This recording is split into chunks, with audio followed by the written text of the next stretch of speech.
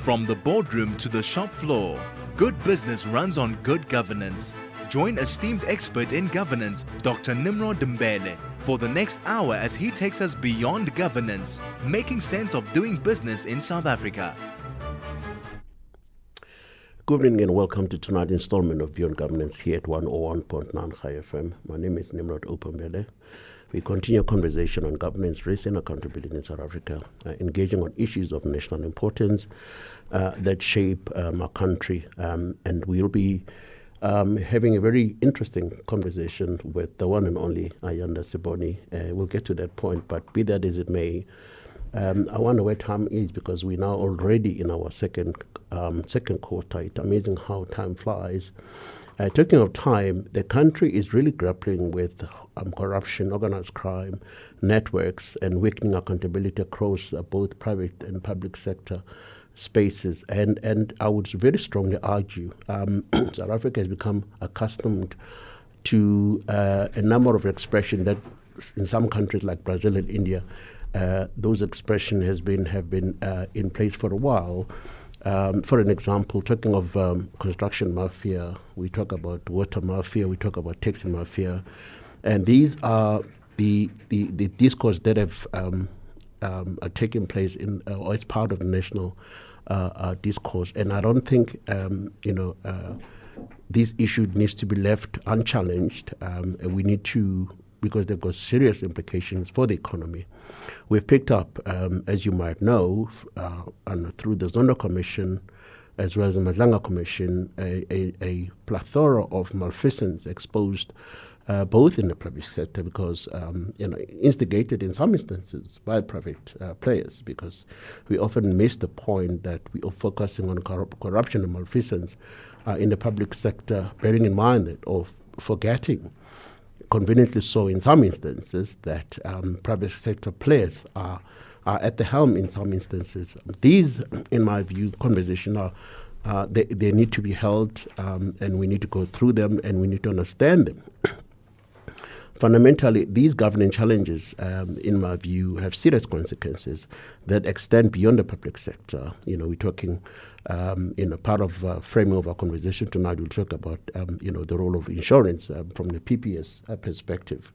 Ayanda will give us a sense of how do they navigate this particular space, which is I'm quite keen to hear.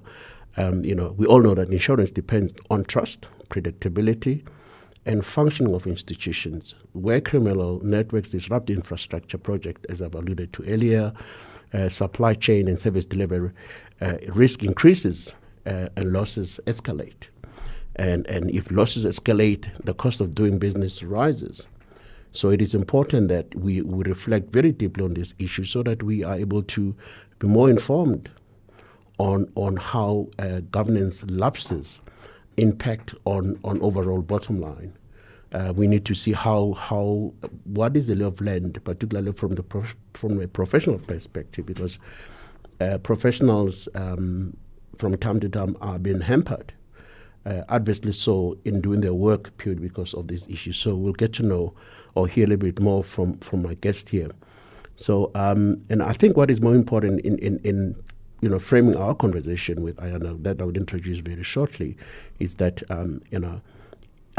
in this particular context, the discussion turns into three connected issues, in my view: the financial strength of mutual values, creation through PPS, which we'll get to hear more about it, and how the rising claims trends that are reflected in risk pressures facing the professionals on a broader governance environment, and in which ethical professionals are increasingly exposed and more vulnerable. Before we get into the gist of our conversation, allow me to thank Simpiwe Zama for coordinating with beautiful Ayanda Seboni here. Thank you so much, Simpiwe. And of course, I'll be amiss not to thank Craig on the controller. Craig, as we interface with the market, Craig is the person that give me the marching orders. And last but not least, I want to thank you, the beloved listener, for you really make the show. Without your input, your guidance, and your discipline, the show will not be where it is or where it ought to be. On that note, I encourage you to give us your thoughts, your views, As a norm, our WhatsApp line is 061 895 109. And of course, your views and thoughts are welcome via my extender, which is _ Dr. Mbele.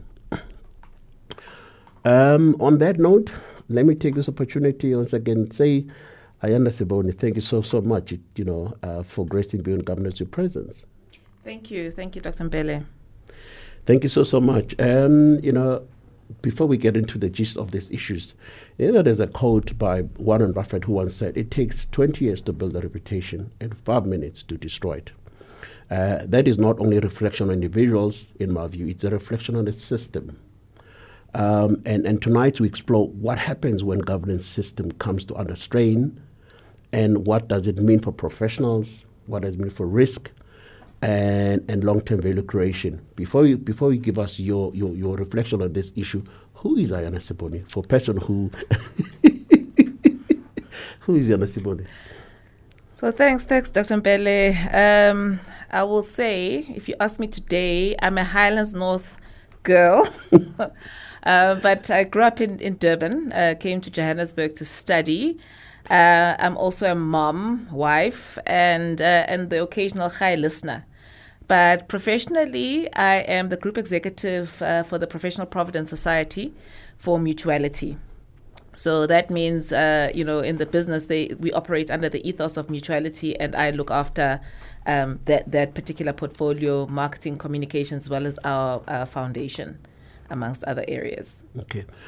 Fantastic. Thank you for that interesting overview of who Ayanda Seboni is. Perhaps maybe get into the gist of our conversation. PPS delivered a second consecutive year of record value, allocating just over 6 billion rands in profit shares to its members. What does it say about the strength and sustainability of a mutual model from where you're sitting? 6.88 billion, almost 7 billion. Excuse me. Yes, up from 5.33. Look, I think it's definitely a vote of confidence from our members that trust PPS to look after their financial well-being.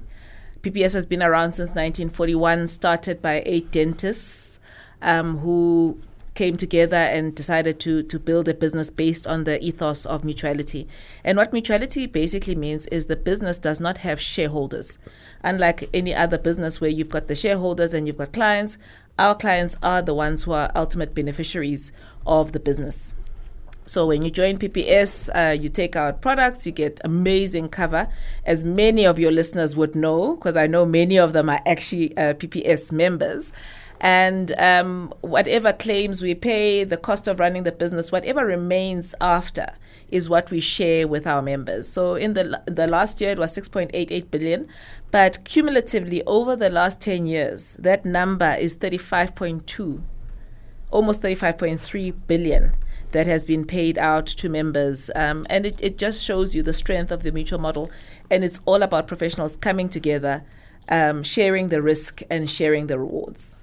Well, the numbers are quite impressive indeed. I mean, 34.2 billion rands over the past 10 years. So it does suggest that the model, it's not only credible, but it's also sustainable. But okay, talking of sustainability, one would always have to ask in the context of the very precarious political environment in the country. How has this affecting or is likely to affect the sustainability of the model, based on what you've seen? Because it does suggest that the cost of running business are likely to escalate. And given the high unemployment rate, we're sitting at about what? Last time I checked, we're sitting about just less than 10 million South Africans who are gainfully employed, which means your share of professionals that assume that particular space is likely to shrink. So give us your overview on that particular trajectory, and how you're managing or navigating that to not only to actually increase the share of the market. So look, as a mutual, we grow when our membership grows, and there are two ways of looking at the South African market. You can look at it as perhaps it's going to shrink, or you can look at the university throughput and see how many young people are coming through university in the various professions. And if you look at that picture, the future is actually quite bright. I like to say that we look after the people that look after South Africa. That 10 million of taxpayers, the majority of the biggest contributors are professionals who run small practices, who are doctors, who are lawyers, accountants, all sorts of disciplines. Some of them are employed in corporate, but they are the people that make this country work. So it's important that they are looked after. It's important that their finances are looked after. And it's important that the jobs that they do, they are free to be able to do that without fear or favor. And going back to the mutual model, when you see the evidence and the proof, for example, last year, 2 billion was paid out to members that were retiring. That's just benefits when they're taking their profit share.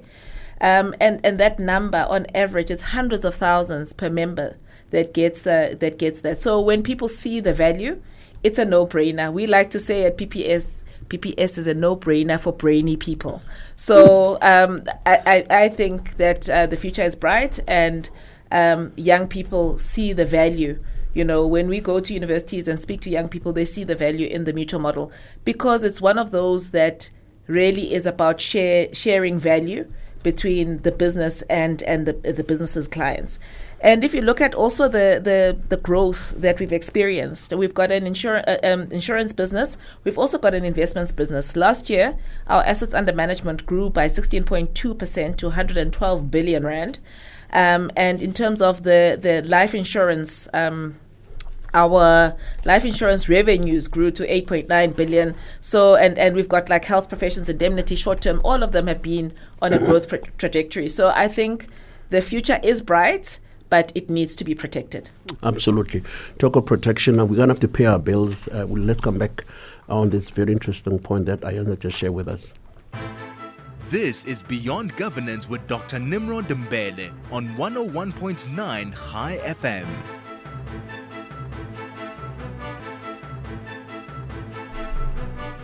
Welcome back. This is Beyond Governance. My name is Nimrod Mbele. If you have just joined us, I'm in conversation with Ayanda Seboni, who is a global executive at PPS.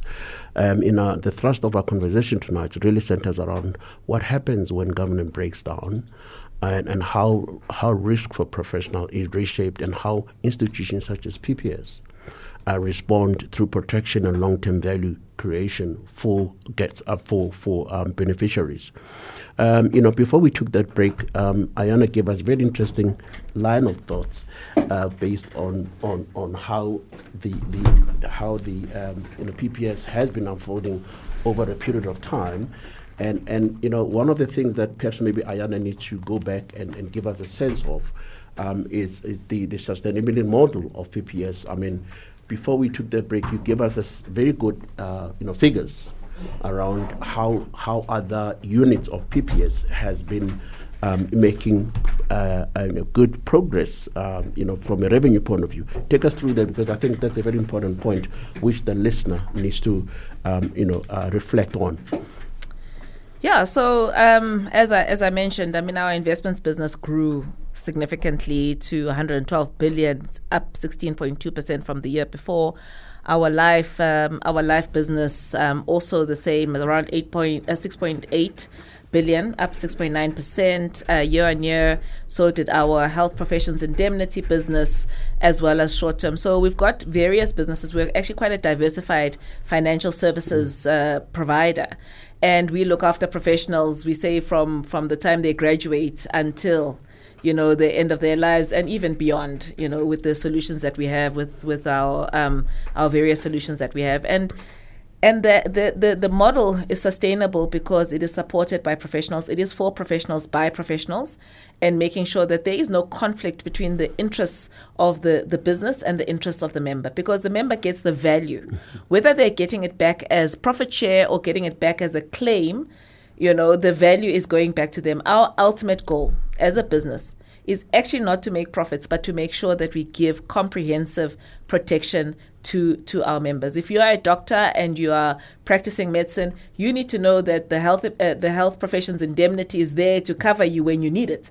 You shouldn't worry about that. And if at the end of all of this there is profit, then that profit is shared with you. And when you get to retirement age, it really does form a nice little booster to your retirement savings. I couldn't agree with you more. I'm sure you as a listener listen to this very interesting conversation. You do have some thoughts or some inputs to make. Ayanda is more than happy to respond to any question that you may have. She wouldn't be here if she wasn't capable. Our WhatsApp line is 061 895 1019. Throw in those questions of clarity around the model, PPS model, and if I suppose anything that you may throw to Ayanda's way. She's more than happy, if not capable, to respond to that. Ayanda, one thing that I've also picked up, from one of your material is that PPS have paid 4.4 billion rands in a life risk claim in 2025, with a significant increase linked to conditions such as cancer, musculoskeletal illnesses. Over and above that, what is the trend looking like?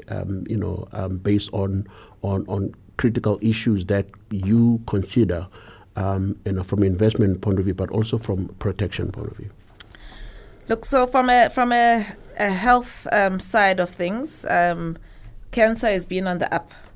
And if you check a lot of the research, there's a correlation between diseases like cancer and things like stress and all of that. So we are seeing a trend in things like cancer claims. We had about just under 700 million paid towards cancer claim, musculoskeletal and connective tissue conditions as well on the up.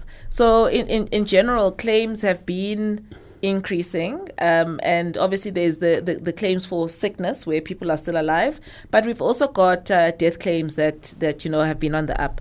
On the short-term insurance side, environment has an impact. When there are floods, when there are droughts, the claims do go up, but also just the normal things and the cost of repairs, for example, for cars, has become quite an expensive thing. So from a claims perspective, there's a lot of things that happen, but obviously as a business that looks after people, we're there to take care of that.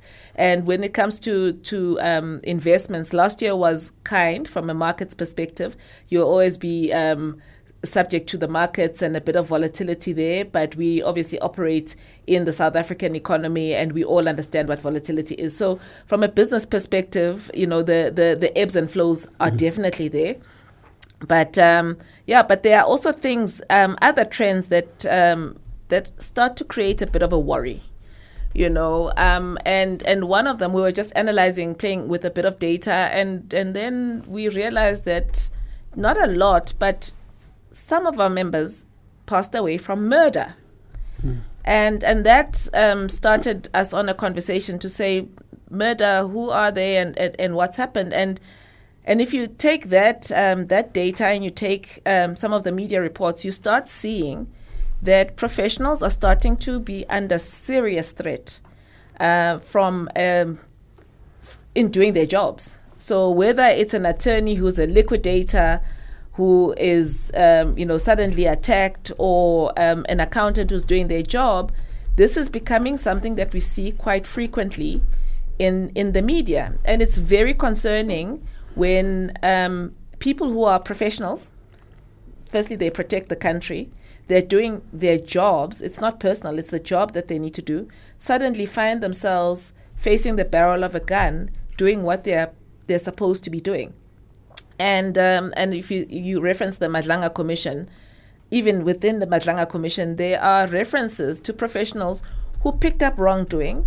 And when they picked up the wrongdoing, they found themselves, in a very, very precarious position. Some of them lost their lives. So this is starting to be a trend in this country that is exceptionally concerning. And it's not right, and it must be called out, and it must be called for what it is. Absolutely. I couldn't agree with you more. I mean, Perhaps maybe before we get into the worrying trend around murders of professionals, which is something that everybody should cringe just by listening to it, because, we're losing so much value, from those individuals who are working so hard. But let's just step back. You raised a very important point about, the claims around illnesses, particularly from cancer, and the question perhaps maybe is, what does it mean for members or for families? Because these are life-changing events. Because part of your value proposition is not just an individual, but the individual as a father, as a husband, and live within a family unit. What does it mean for my family in an event that one contends with this kind of illnesses? Could you just shed some light on that? Yeah. So illness in itself is stressful. To be told that you've been diagnosed with a critical illness, or you're going to be physically impaired, not able to do what you need to do, is very stressful. And your energy levels, obviously, when you're going through the treatment, are not as high. If on top of that, you need to deal with the financial stress that's associated with paying medical bills, it really does compromise your ability to recover if you're going to have stress about illness and stress about money. So the protection is absolutely essential, because then you can worry about getting better, focus on getting better, rather than focus on how to finance the treatment, and can you afford the treatment, and what level of treatment can you afford. So I think having adequate cover does take away a lot of the stress that's associated with illness and the consequences of illness. I couldn't agree with you more, because I think that's the most important part, because, as you've clearly pointed out, that, any illness is very stressful, and you just need to worry about one issue. You don't have to worry. You can obviously contend with or worry about the illness itself, but not how to finance it. So this is where the cover comes from. Perhaps maybe the second point that I wanted to raise, which really got me worried, because the professionals who are investigating, especially what I've noticed in supply chain, especially in government, who have been susceptible to violence based on what they've been able to unearth, and the trend that you made reference to. It's quite worrying, because it says to those individuals who fell victim to those violent crimes, there's not sufficient protection for them. And if there's not sufficient protection for them, it means they're unlikely, to come out and speak about the road they are, fearing for all of their lives. I know there's a whistleblower bill. I'm not sure how far it has gone in trying to remedy that particular gap. But obviously, that's another topic for another day. But what it means from a governance perspective, that people are unlikely to do or execute their fiduciary responsibilities, and if they do not do that, the cost of doing business are even going to be more, because you'll be, petrified to say Ayanda, is involved in some shenanigans. What does that mean? And do we have a very good comprehension as businesses and as a society that we need to protect those practitioners, those professionals? Because if we don't do that, our lives are even going to be more expensive. Yes, where the price that the professionals pay is big. I mean, the cases that get reported in the media are a small fraction of what really happens.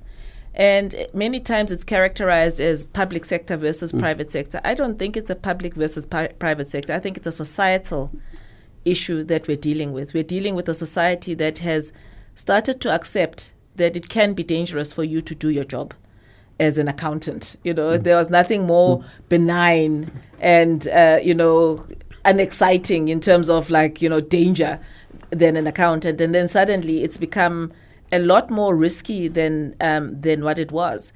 And it has massive costs of doing business, because when you have to do something and you've got a checker and you've got a checker on a checker, all of those levels add to costs. When in having to deal with a claim, you have to verify and re-verify, it has massive costs. When you are doing a simple example, if you're building a road and now there's a construction mafia that's involved, before you would have had the construction workers, you would have had the professionals that are there, that are supervising.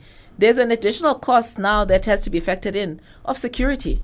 The security of the people that are working there, the security securing the equipment that is on site. All of those costs add up. And eventually, where do they add up to? They add up to the cost of delivery. Everything that is being done has got an extra security layer, an extra layer of cost that is being brought in, simply because there is no protection for people doing the things that they're supposed to do, the jobs that they're supposed to do. So it definitely adds a cost. And we all know that the government doesn't generate money. The only money that is generated by the government is the taxes that we pay. So ultimately, the more these costs increase, the higher the costs and the tax burden is going to be on the few that are able to pay that tax. And what happens eventually is people opt out of the system and they go to other countries and they practice there. So we have to make sure that this is nipped in the bud. This does not become normalized. We cannot allow this country to allow professionals to be at risk. I couldn't agree with you more. I mean, these are very important points that you are raising, because the cost of doing business has to be just on the core. If you're building a road, you don't have to hire additional security because everybody is fearful of their lives, and an accountant. So all those issues that you put forward are so important and are issues that society needs to cringe and really address it in a systemic way. But I want to be controversial, Ms. Seboni, by raising an issue that is a lot bigger, because when you look at the Auditor General reports, as an example, they tend to be talking about symptoms, not the real causes. We made reference to the water mafia. We made references to construction mafia. We're making reference to all these other bits and pieces. I just want to pivot on that issue because, in my mind, it raises an issue about inclusion and the extent to which, by no means, I will never justify malfeasance in any way, but we have the responsibility to diagnose a problem for what it is. And I think we're missing a bigger question or an opportunity as a country to reflect a little bit deeper around the real causes of this issue. We'll still come back to your point as a service provider or as a valued client around insurance and those of you. I just want to hear your thoughts on that issue, because I'm yet to be convinced that we are not addressing inclusion for what it is. From a black perspective, from a gender perspective, because poverty in this country has a black face. Unemployment, when you look at the stats, are disproportionate. So those are the issues that anybody who wants to take this country forward needs to be asking themselves those deeper questions. Your overview on that issue that we or may not, as a country, addressing it head on. Anyone who doesn't recognize that inclusion is an important part of solving South Africa's problems misses the point. You cannot have the levels of inequality that we have in this country, and the Gini coefficient, we're like right there. If you look at that graph, we're right at the top. It's important that we look at how do we make sure that growth is inclusive and growth is just. Mm-hmm. Whether you're looking at the energy transition, it must be just. When you are looking at employment, there needs to be justice. But if in doing that, we are also, it's not binary. It's not either inclusion or a gangster state. We need to have inclusion. We need to have growth that is inclusive. We need young people to be employed, and that takes me and you and listeners that are listening here. When you've got a choice to employ, when you've got a choice to grow young talent, when you've got a choice where you recognize that someone is really smart and maybe they haven't had the opportunities to help them grow, that's something that's within our control. Many times we look to the government to say, what is the government doing? But maybe we should be looking more at what are we doing? What are the daily decisions that we take that either create inclusion or don't create inclusion? And those individual decisions are what makes a difference. And I think the mutual model actually solves for a lot of that, because mutuality, by its definition, is inclusive. It's about making sure that everyone shares in the success. You read my mind there, Mrs. Seboni. We're going to take a break. We'll come back in a second. This is Beyond Governance with Dr. Nimrod Mbele on 101.9 High FM.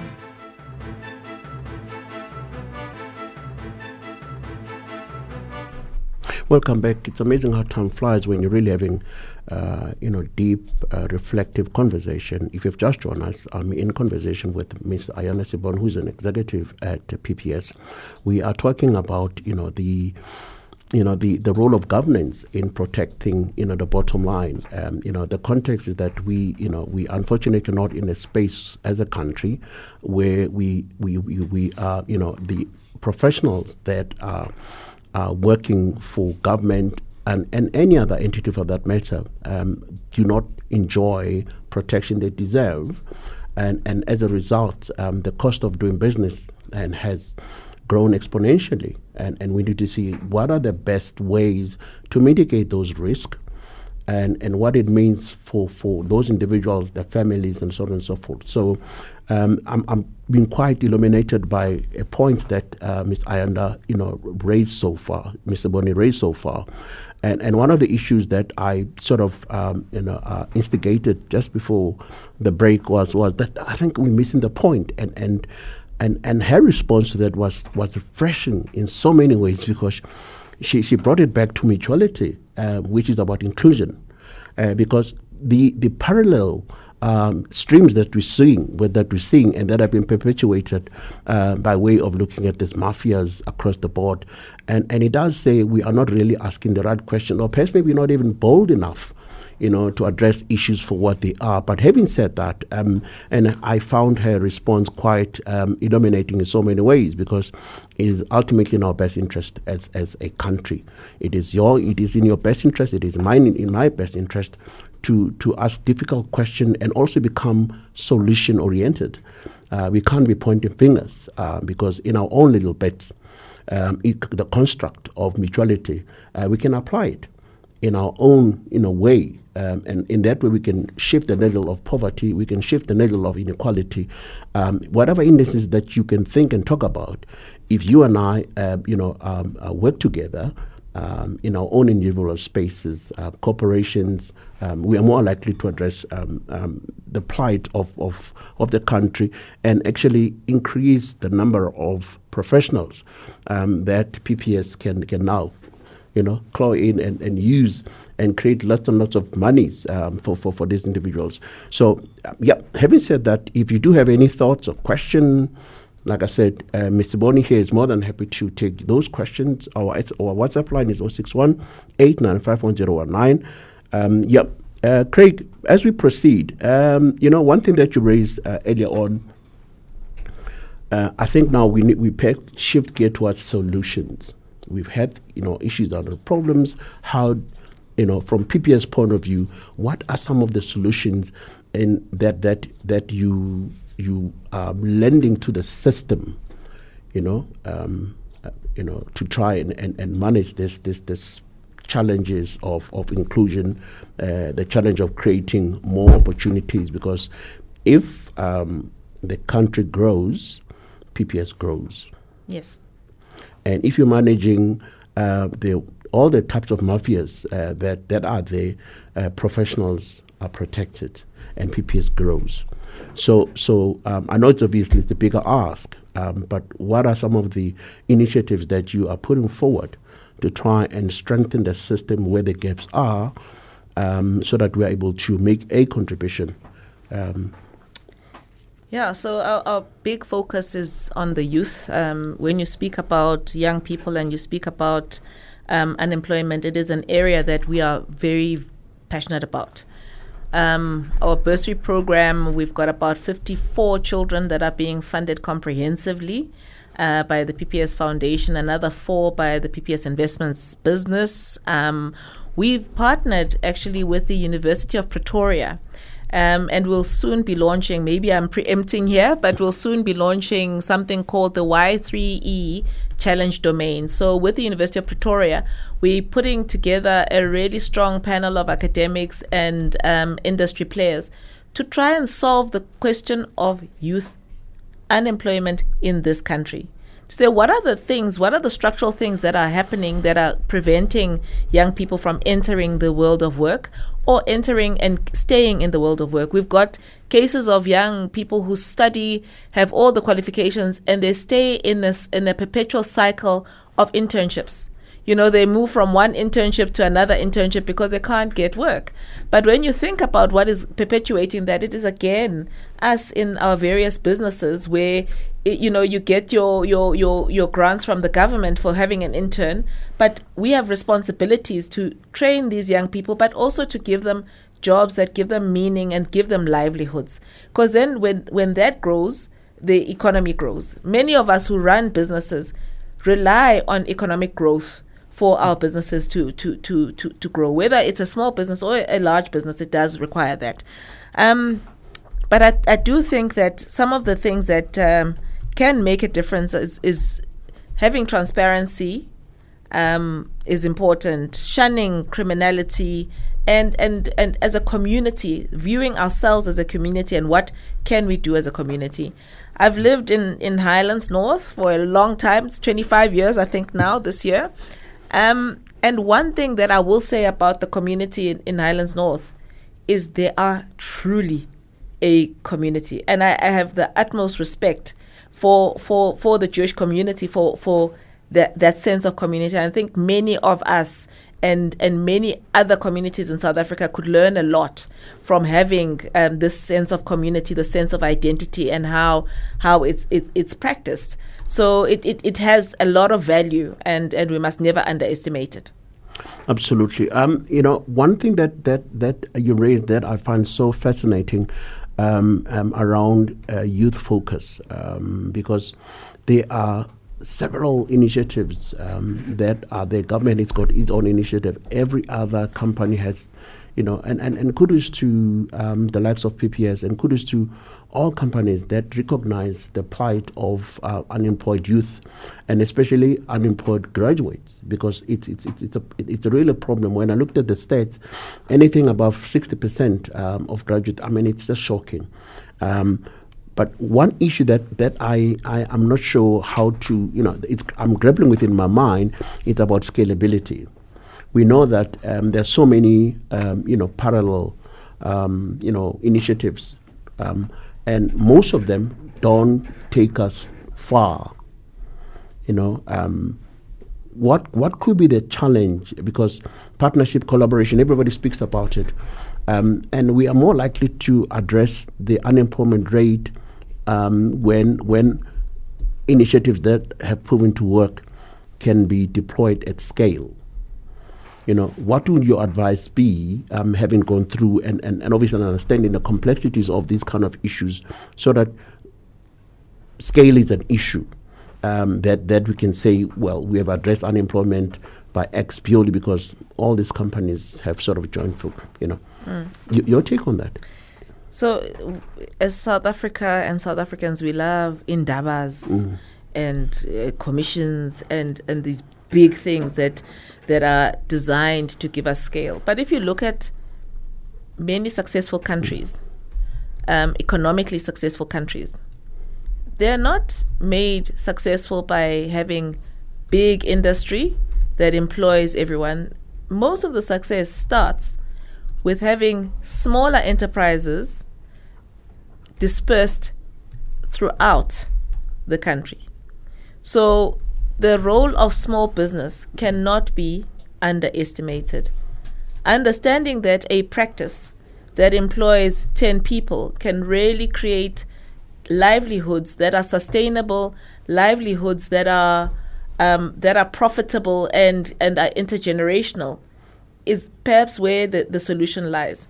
So I don't quite agree that we need a big coordinated large government strategy around this. I think we need to empower people where they are and to create the right conditions for small businesses to thrive.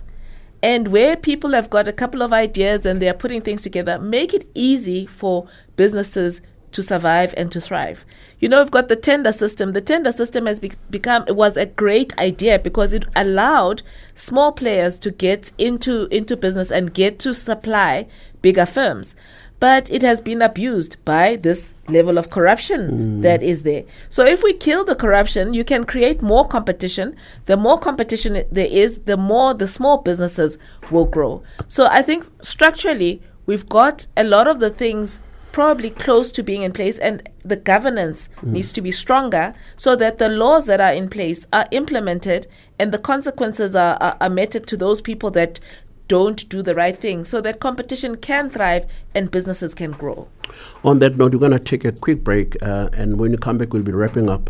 I've noted a few questions that one of the listeners, Mariana, has just posed to Ms. Ayanda Seboni here. When you come back, she will be gladly responding to those.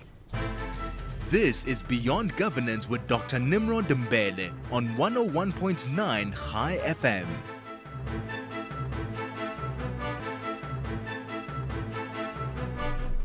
Welcome back. This is Beyond Governance. My name is Nimrod Dembele. I'm joined by Ms. Ayanda Seboni, who is an executive at PPS. We are looking or getting a good sense of what the country is grappling with and how do we protect the professionals, because professionals are so important in building the economy. Before we took that break, she made a very good point in response to my question around, how do we scale up our businesses, and perhaps maybe without really, without really going too much into that.